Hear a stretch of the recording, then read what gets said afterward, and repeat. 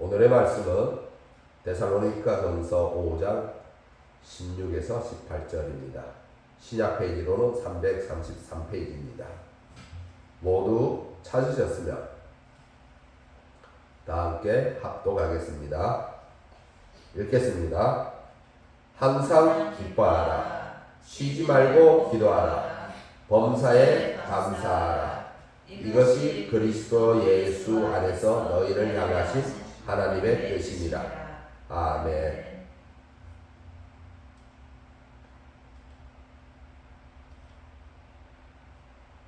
모두 한 주를 잘 보내셨습니까? 아멘. 네. 그리고 이렇게 또 우리가 다 함께 이렇게 모여서 주님께 예배합니다. 그리고 오늘의 말씀을 주님 앞에서 듣습니다. 우리가 이 말씀을 붙들고 나아가는 여러분이 되기를 소망합니다. 아멘. 오늘의 말씀은 내가 누구인지를 알려주는 아이콘이라는 제목으로 말씀을 전하려고 합니다.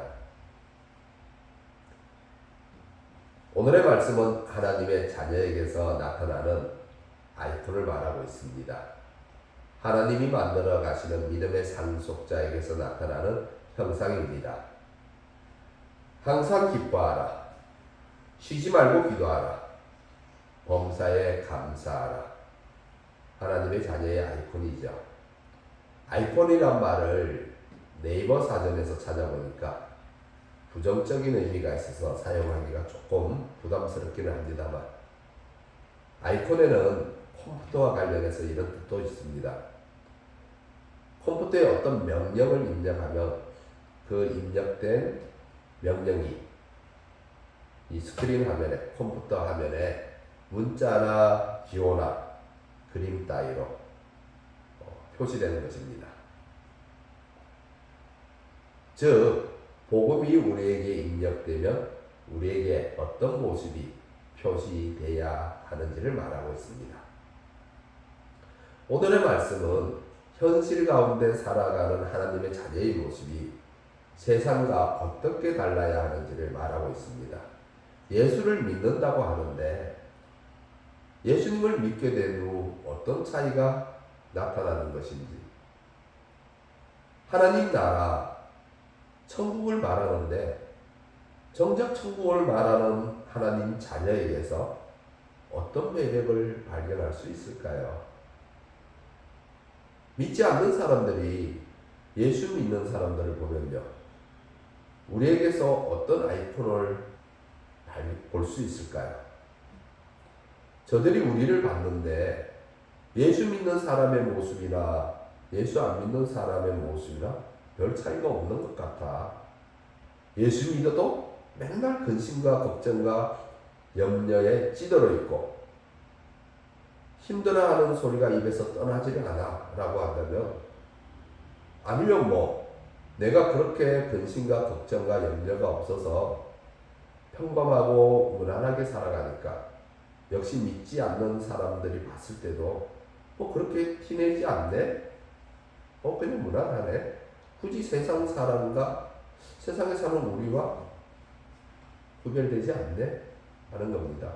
그래서 믿지 않는 사람들이 말하죠. 너나 나나 별 차이가 없는 것 같아 라고 합니다. 그래서 믿는 성도인 우리가 차이를 부각시키기 위해서 할 수 있는 말이 뭐가 있습니까? 우리가 할 수 있는 말이 뭘까요? 우리가 할 수 있는 말은 하나밖에 없습니다. 이것 외에는 하나님의 자녀라고 하는데 할 수 있는 다른 말이 없는 겁니다. 뭡니까? 뭘까요? 이것밖에 없죠. 우리는 예수를 믿어서 천국 가고 너는 예수를 안 믿어서 천국에 못 가. 이것밖에 없습니다. 그런데 잘 생각해 보십시오. 하나님의 자녀가 할 수 있는 말이 과연 그것밖에 없을까요? 그 말이 얼마나 빈약한 말입니까? 내가 하나님의 자녀라고 하는데 할 수 있는 말이 그것밖에 없다는 것이 너무나 초라하게 느껴질 뿐입니다. 왜냐하면 믿지 않는 사람들이 우리의 그런 말에 뭐라고 답할까요? 전도를 해보면 그들은 이렇게 답합니다. 그거야 죽어봐야 알지. 죽어봐야 알지라고 합니다. 이런 말을 들을 때 뭔가 씁쓸한 마음이 들어옵니다. 근데 이런 말을 일반적으로 이런 대답을 들으면 믿는 우리의 마음이 강팍해지지 않나요? 강팍해지는 것 같습니다. 지금은 이제 그렇지 않은데 저도 성도로서 전도를 할 때 그거야 죽어봐야 알지라는 말을 들으면 마음이 좀 굳어졌던 것 같습니다. 그런데 이러한 대답을 한다는 것은 하나님 밖에 있는 사람들과 하나님 품 안에서 하나님의 자녀로 있는 우리의 모습이 아무런 구별이 되지 않기 때문이지 않을까요? 그러므로 그들은 그렇게 답하게 되겠죠.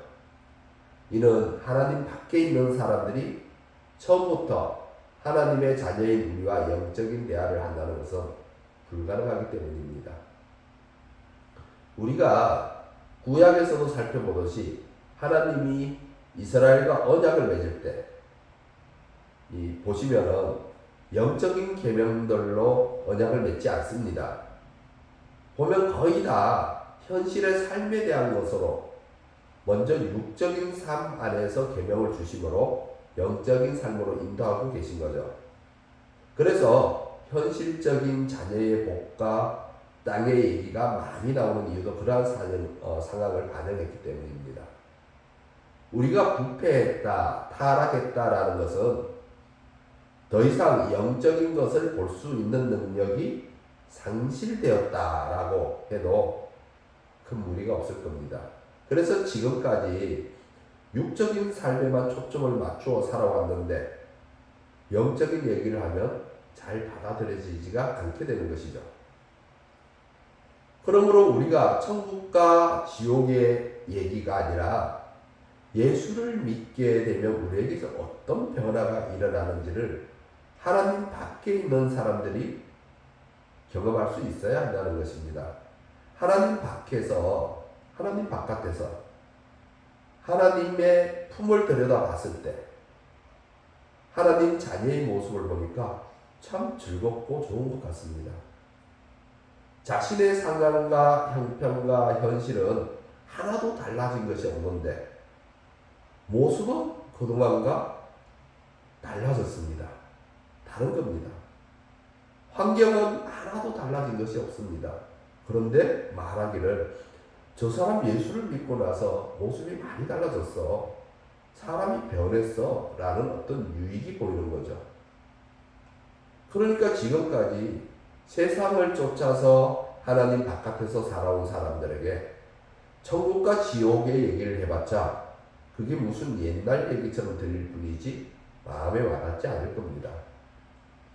왜냐하면 그들에게는 하나님에 대한 두려움이 없기 때문이죠.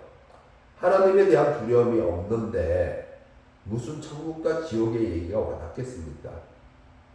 그러므로 육적인 삶을 사는 사람들에게 영적인 삶이 무엇인지를 그 유익을 볼 수 있게 해야 합니다. 하나님 바깥에 사는 사람들이 하나님의 품에서 사는 하나님의 자녀의 모습을 볼 수 있어야 한다는 거죠. 그래서 오늘의 말씀은 항상 기뻐하라, 쉬지 말고 기도하라, 범사에 감사하라 라고 합니다. 세상의 가치관과는 확연히 다른 모습이죠. 하나님 밖에 있는 사람들도 충분히 공감할 수 있는 키워드이긴 하지만 그렇다고 그렇게까지 마음에 와닿는 것은 아닙니다. 부자가 되라, 성공해라 이런 것이 더 와닿지 않겠습니까? 아니면 좀 더 밝고 덜 세속적으로 보이는 용어를 사용한다 하더라도 그들은 아마 이렇게 말하기를 좋아할 겁니다. 도전하라, 내 꿈을 펼쳐라, 행복해라. 그러나 하나님의 말씀은 기뻐하라, 기도하라, 감사하라 라고 합니다. 이는 하나님의 품 안에서 만들어지는 하나님의 자녀에게서 나타나는 모습입니다. 믿음의 상속자를 만들고 계시는 하나님의 이루심입니다. 우리는 우리의 행복을 어디서 찾을 수 있을까요? 아니면 어떤 때 행복감을 느낍니까? 내가 하고자 하는 일이 성취되었을 때 행복할 수 있겠죠. 그러나 성취감은 오래가지 않을 수 있습니다. 사람은 성공과 실패를 반복하는 삶을 살게 되니까요. 그리고 나 아닌 다른 사람으로 인해서 행복감을 느낄 수가 있습니다.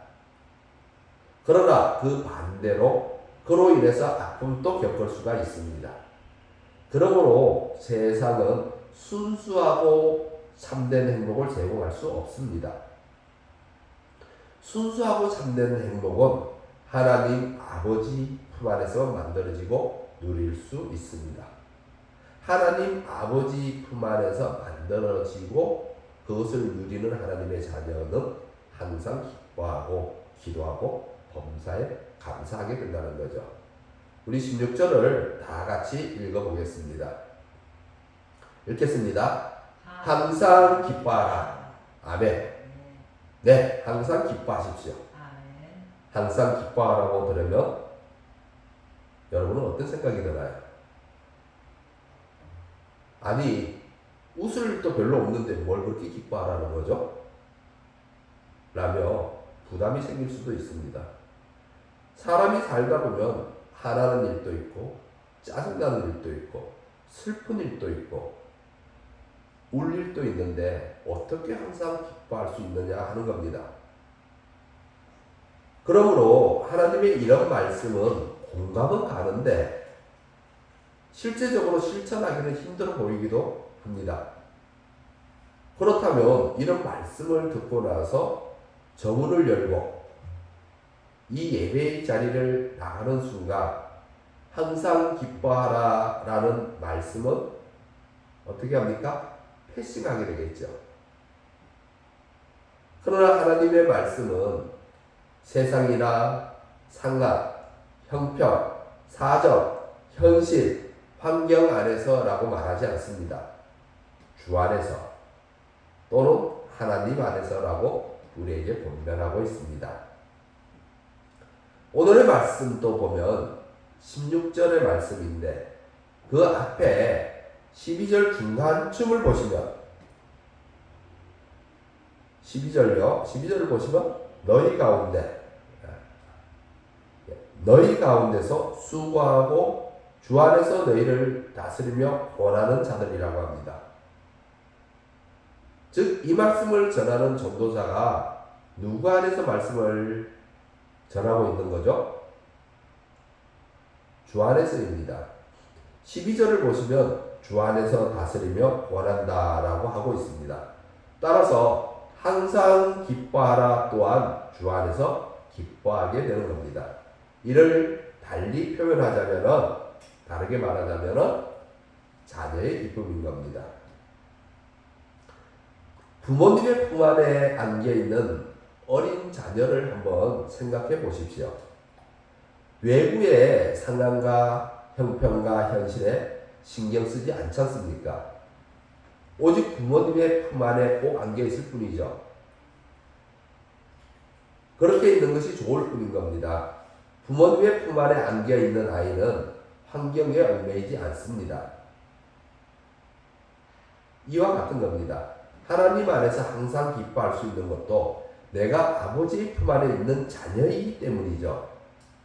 그래서 자녀가 부모님을 즐기듯이 우리가 하나님을 즐기기 때문에 항상 기뻐할 수 있는 겁니다.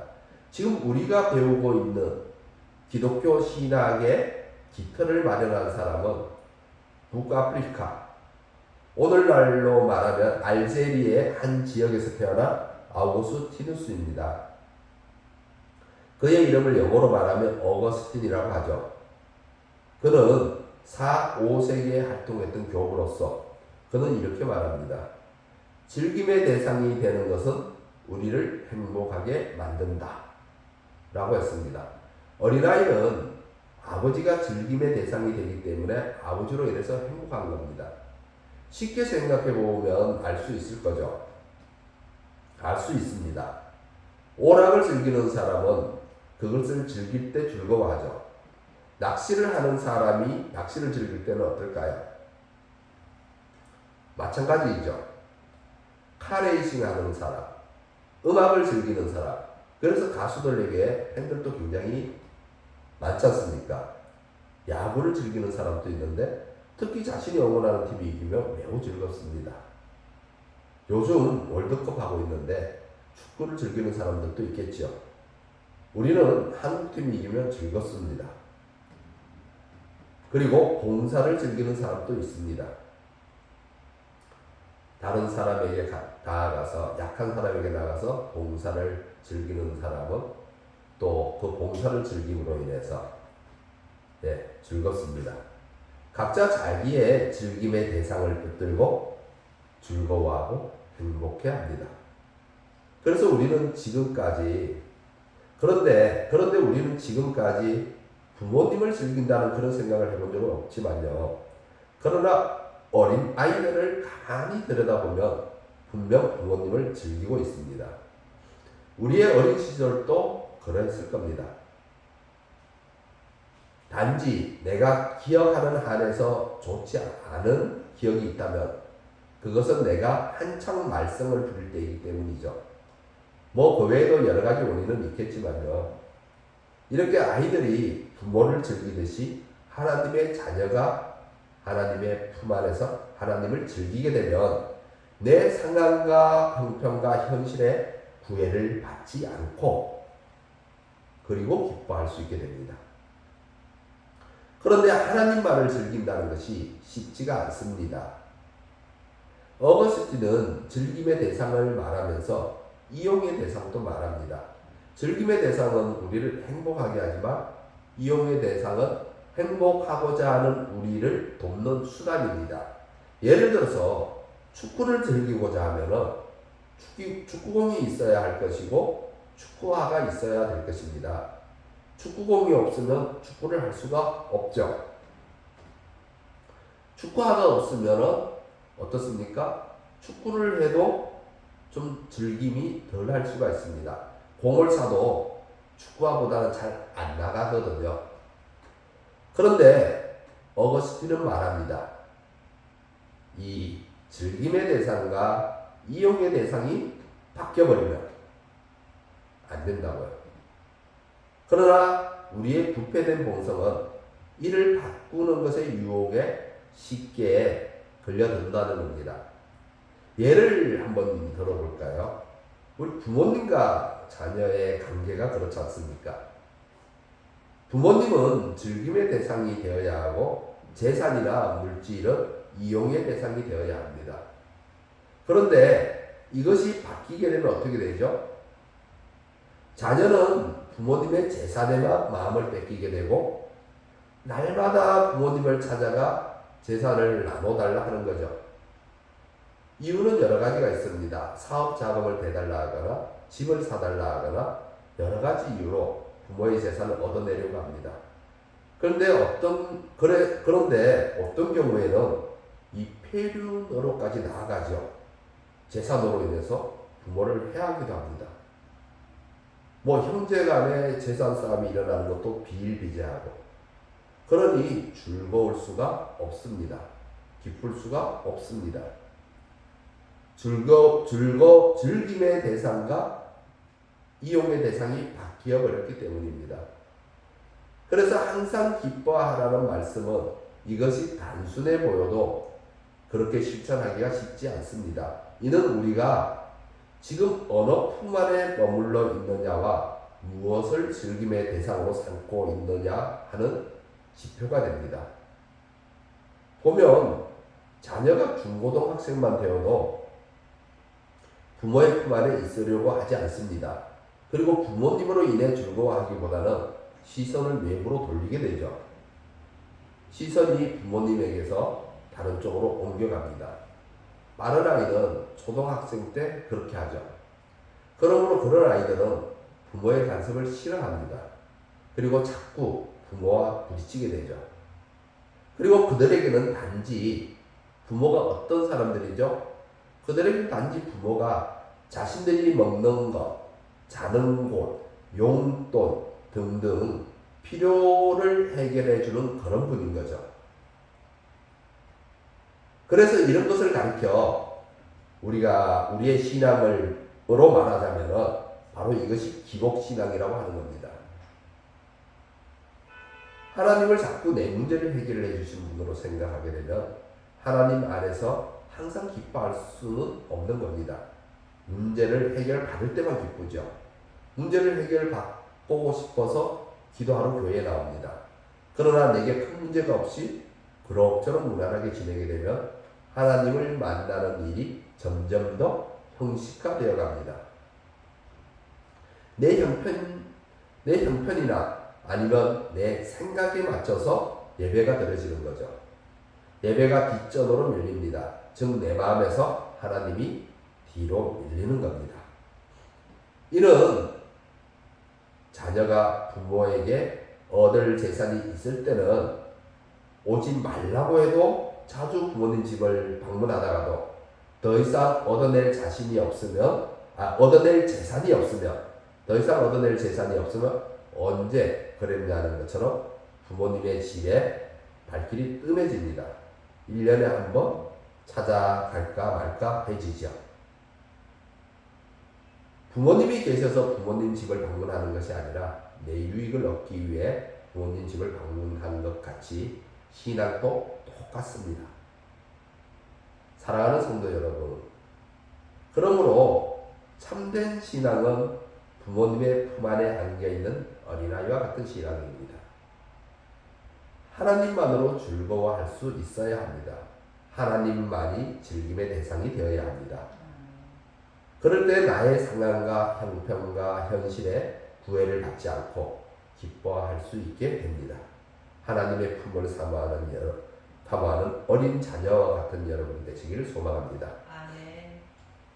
17절을 다 같이 읽어보겠습니다. 읽겠습니다. 쉬지 말고 기도하라. 아멘. 기도를 쉬지 말고 하라고 합니다.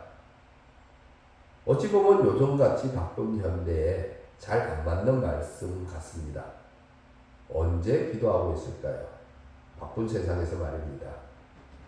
그러나 하나님의 자녀에게 기도가 어떤 의미를 지니고 있는지를 안다면 우리는 기도할 수밖에 없다는 것을 알게 됩니다. 기도는 소통의 통로입니다. 하나님과 하나님의 자녀 사이에 소통의 통로가 됩니다.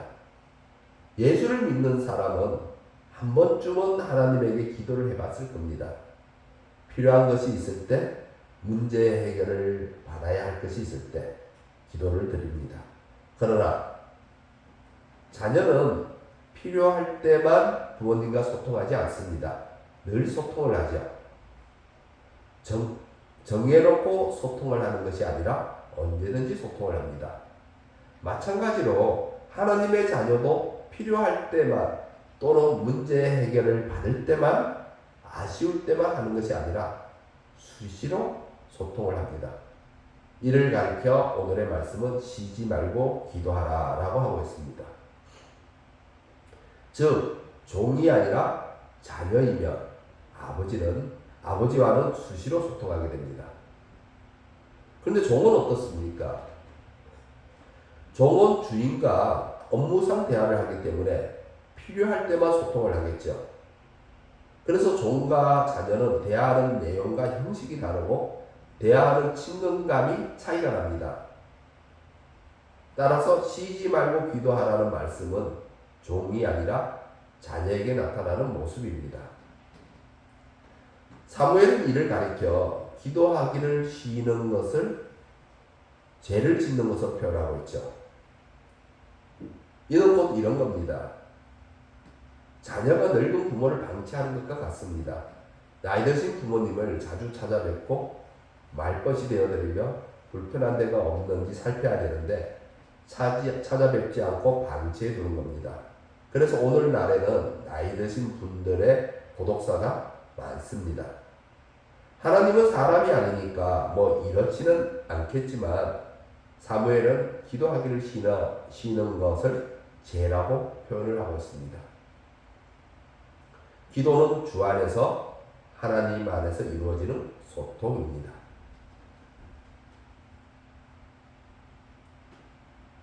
18절을 다 같이 읽겠습니다. 범사에 감사하라. 이것이 그리스도 예수 안에서 너희를 향하신 하나님의 뜻이니라. 아멘. 먼저 앞부분을 보면 범사에 감사하라 라고 합니다. 이는 우리의 품성에 비춰보면 쉽지 않은 말씀입니다. 어떻게 모든 일에 있어서 감사할 수 있겠습니까? 일이 잘 안 될 때 무슨 감사가 나오겠습니까? 내가 내 옆에 있는 사람과 다툼이 있었다면 내 마음에 무슨 감사할 마음이 일겠습니까? 따라서 우리의 품성으로는 할 수 없는 일입니다.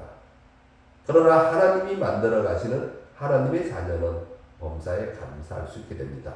왜냐하면 하나님 말을 즐김의 대상으로 삼기 때문에 내 상황과 형편과 현실에 영향을 받지 않습니다. 오직 하나님으로 인해서 늘 감사하고 또 감사할 뿐입니다. 그러나 종은 그렇지 않습니다.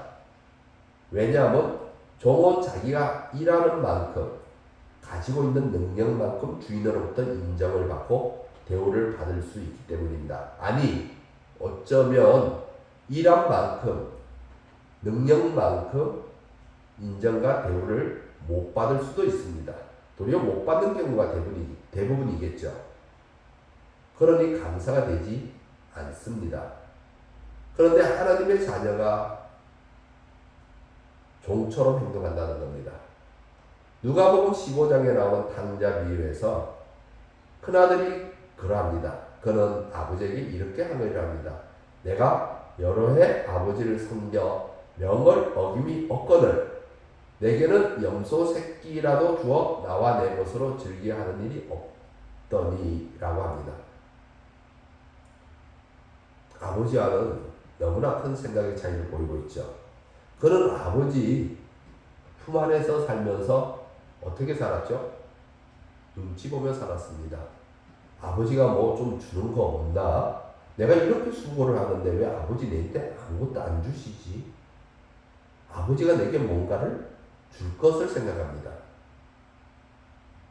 그런데 아버지는 어떻습니까? 아버지의 생각은 어떻습니까? 아들은 아버지에게서 뭔가를 얻으려고 생각하고 있을 때 아버지는 아들에게 이렇게 말합니다. 얘 너는 항상 나와 함께 있으니 내 것이 다 내 것이로되. 아멘. 아버지와 아들 사이에서 정말 큰 괴리감을 보이고 있죠. 아들은 아버지의 마음을 전혀 이해를 하지 못하고 있습니다. 그런데 이 모습이 우리도 마찬가지라는 겁니다. 우리의 모습은 항상 연약합니다. 그래서 말씀에 비추어서 항상 못 미치죠. 그러다 보니 어떻습니까? 자신을 날마다 죄인으로 생각하거나 자신의 연약함으로 인해서 불편을 느끼는 겁니다. 매 기도할 때마다 내가 죄인이라고 외치는 거죠. 맨날 불쌍하게 봐달라고 긍휼함을 바라는 거죠. 그러나 자녀는 자신의 연약함이 아버지를 대할 때 불편함으로 느끼지 않습니다.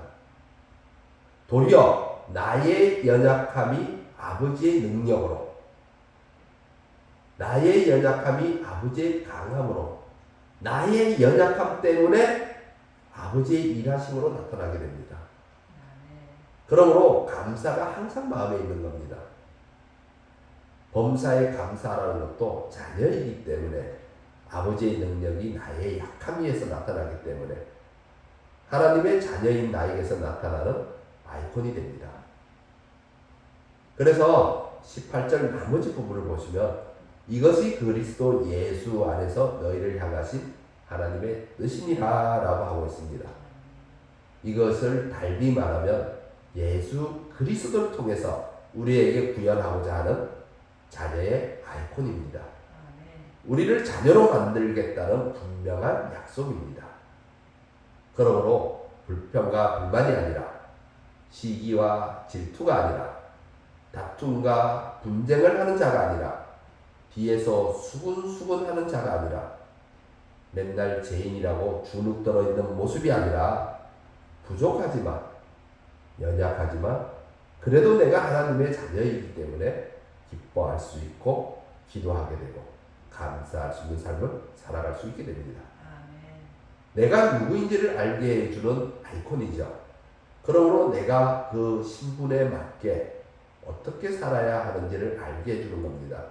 자녀이면서 종의 모습으로 사는 것이 아니라 자녀이기 때문에 자녀의 모습으로 살아야 하는 거죠. 그러나 우리는 너무나 오랫동안 내 정욕과 내 형편에 종 노릇을 해왔기 때문에 자녀의 옷을 입는다는 것이 지금은 어색할 수밖에 없습니다. 예수님이 입혀주신 의의 옷이 예수님이 십자가에 달리시면서 우리에게 입혀주신 그 보혈의 옷이 지금은 불편할 수밖에 없습니다. 아직은 자연스럽지가 않은 거죠. 그러나 하나님은 그러한 우리를 자녀로서 자연스럽게 완성해 가십니다. 사랑하는 여러분, 그러므로 우리는 하나님의 자녀입니다. 우리를 하나님의 자녀로 완성해 가시는 하나님의 손으로 인해 희망하십시오. 그리고 항상 기뻐하라, 쉬지 말고 기도하라, 범사에 감사하라는 말씀을 붙들고 살아가기를 힘쓰는 하나님의 자녀로서의 아이콘을 보이는 여러분이 되시기를 주님의 이름으로 축원합니다. 아멘. 기도하겠습니다.